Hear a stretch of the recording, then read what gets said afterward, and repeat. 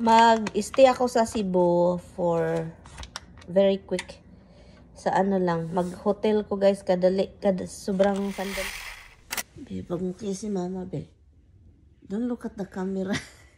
Alam talaga niya. Kiss mama, babe. Ayaw magpaliki. Why you kiss mama? You push me away. Paalis na si Tamimoy. Instead of spending time with me, he work. Instead. So let me see the tire you said. Which tire? Looks like it's the same, not good. Really.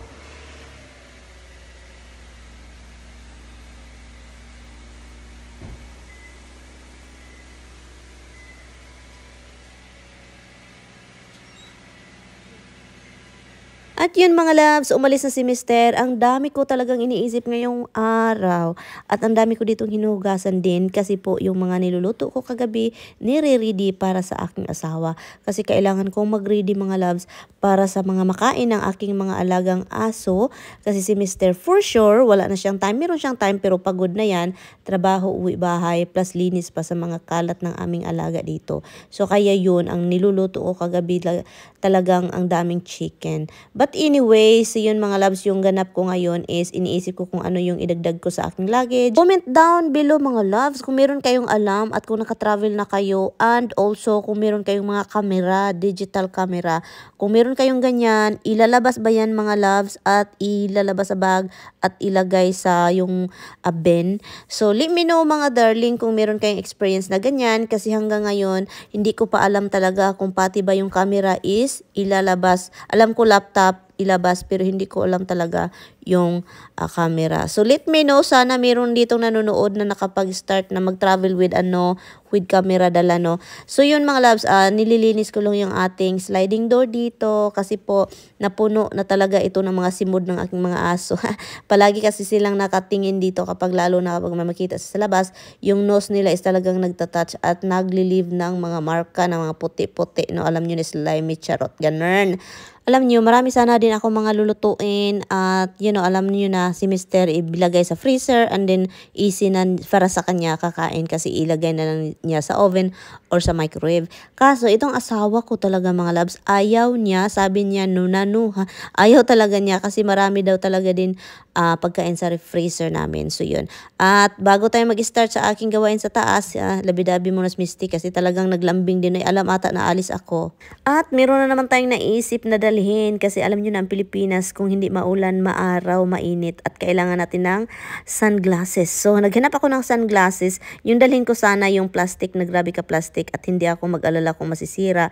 Pero kaso sabi ko ang laki naman ito. So kinuha ko yung aking Ray-Ban na at gamitin ko yung hard case para hindi siya masira, no? Kasi talaga alam nyo naman kapag magbiyahe talagang madukdok yun na siya, mabuak yun na kung hindi hard case yung lalagyan ko. So yun mga darling, so yun yung pinagagawa ko dito. Nag-isip ako kung ano pang kulang ilalagay ko at kung ano pang kailangan kong idagdag. Yun yung mga pinag-isip ko ngayong araw kasi bukas wala na akong time kasi kailangan ko pang mag-vacuum at turuan si Taming maglinis. Alam nyo bakit kailangan kong turuan si Mister? Kasi hindi pa yan naglilinis sa baba yung mga kalat ng pusa, yung kung saan magpupupo yung pusa at hindi niya alam kung ano yung mga pasikot-sikot, saan ko tinago yung mga cellophane bag, mga gloves ngayon.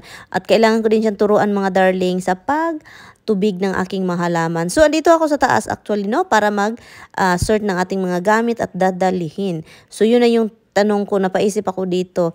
Ang dami kong mga iniisip na hindi ko alam sa tagal-tagal ko nang hindi nag-travel. Hindi ko alam kung anong mga pagdating sa airport, kung anong gagawin mga loves. Uy, TSA, hindi natin alam no kung anong ilabas sa bag. You know? Para akong nagproblema talaga ako dito, promise. Hanggang ngayon nag-voice over ako. Magka-anxiety talaga ako sa kakaisip nito. Nagproblema na ako. At dahil nagproblema ako, nagutom si Inday Mirian sa kain tayo, tara. Hindi pa nga ako naliligo. Bukas na ako maligo pag alis ko, bago tayo alis.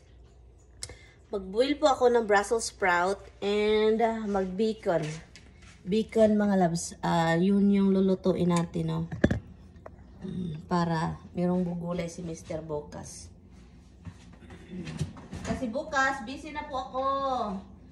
Busy ako ngayon, pero mas mabusy ako bukas po. Kaya ngayon ako nagluluto, mga darling, no?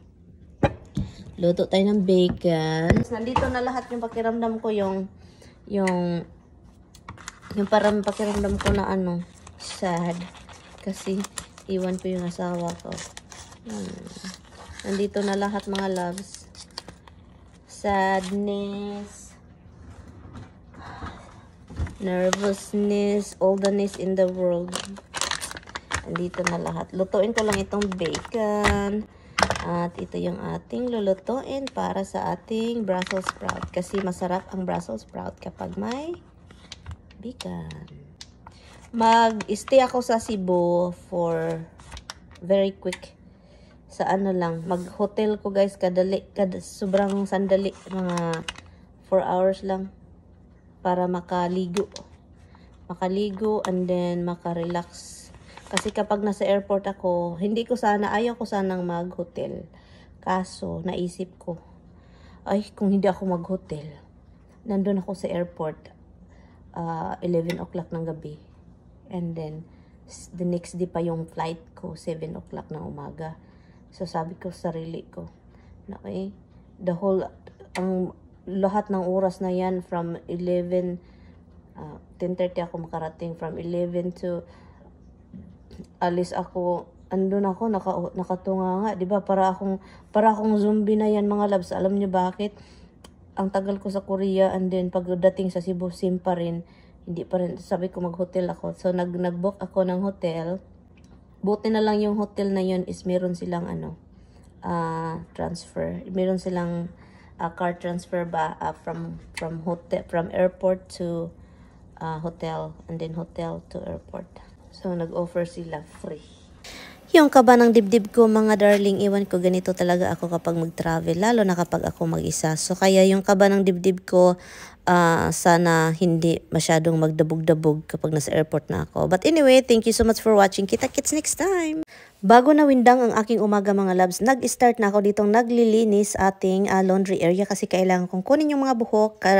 Sabi pa ni Tami, pabayaan ko lang daw. So, kailangan kong itong linisin kasi ayaw kong pagbalik dito na hindi ko na makikita sila dahil natabunan na sila ng buhok ng alaga namin. No? At yun, pagkatapos dito, nagpunta ako sa CR kasi kailangan din yung linisin. At niremind ko yung asawa ko na pag may bisita siya dito, kapag may pupunta yung mga kapatid niya, kailangan niyang linisin ulit. You know, alam nyo na, lalaki, walang pakialam, lalo na kapag pamilya yung bisita. So kaya yun, nililinis ko na siya, and then kailangan niyang linisin ulit kung may papuntahin siya ditong mga kapatid niya. But anyway, so yun guys, punta tayo sa ating luggage kasi talagang ako, mga loves, para akong nagulat talaga ako. Iwan ko, pati si Mister na tuloy kami, naglalis na.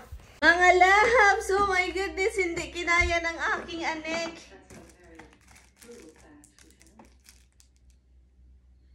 Oh my God.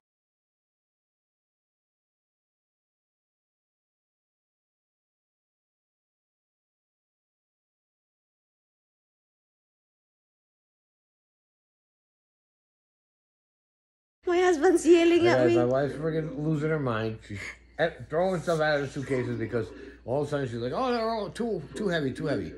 So I look up on Korean's website and they're okay. And she says, "Oh, I don't trust that. That's not Korean's. It is Korean's website. It's their baggage info." So then she gives me another thing, and the other thing that she shows me also says each piece could be 50 pounds. No, it's 23 each. So that means I'm worried, hon. I don't want to be charged hundreds. But your carry-on is too heavy. Yeah, my carry-on, right? Well, what's your first class? They allow you another 15 pounds. Can you put me in they first allow class? you 15 pounds for Put me in first class. Na kami ni Tami, naglalis, nag-away, natuloy, hindi man nag-away. Nag-argue kami dahil sa ticket na binili ko sa Pilipinas. Super saver. Sobrang cheap. And then, bumili ako ng 44 pounds na luggage, yung weight sa aking check-in luggage. So ngayon, itong bag na binili ko sa Walmart, ito siya, brand new. Gusto ko pa naman ito, mga loves. Okay ito sa Korean Air. Okay siya, ang dimension, ganun. So ngayon, pag-check ko, mga loves, bawal. Alam nyo naman yung airlines or airport, mga loves, sobrang stricto nila. Once na ganyan yung size, ganyan yung size. And then, dahil sa tire, dahil sa sa gulong nito, ang gulong nito is na over na 56 cm naging 57. So ngayon, ito na lang yung laptop bag at saka yung itong yung dadalhin ko. Itong laptop bag is malaki naman, ang daming pouches mga loves, ang daming kalagyan. So ito na lang yung dadalhin ko. And then kung ano yung excess ng dalawang check-in luggage ko, magbabayad na ako. Ang pinaka doon sa Pilipinas is mahal siya mga loves kapag nandun ka na. No, kapag nandun ka na. So, hindi na ako magdala ng marami. Tignan nyo, oh. Inano ko yung mga luggage ko dito. Tinanggal ko lahat ng mga sobrang heavy. Ngayon pa ako alis. Ngayon pa talaga ako Ay, nako. Ito sabi pa ni Tami, magligo ako, maligo. Sabi niya, punta akong Walmart, bili ako ng bag na maliit. Na maliit pa. Grabe, sabi ko. Itong asawa ko. Magdala sana ako ng mga tablecloth ba? Hindi ko nadalhin kasi sobrang bigat ng mga tablecloth. So yun, so nagpadala naman kasi ako ng balikbayan box mga loves. Kaso yung balikbayan box na yun is siya. Nandun na. No, nandun na siya. Na maaga siyang nakarating. So yun mga loves, dalian, bilisan ko lang ito kasi kailangan ko pang magluto, paligo, linis-linis konti bago alis. So salamat po sa inyong panonood. Sana magkita-kits tayo, no? Thank you for watching. Bye!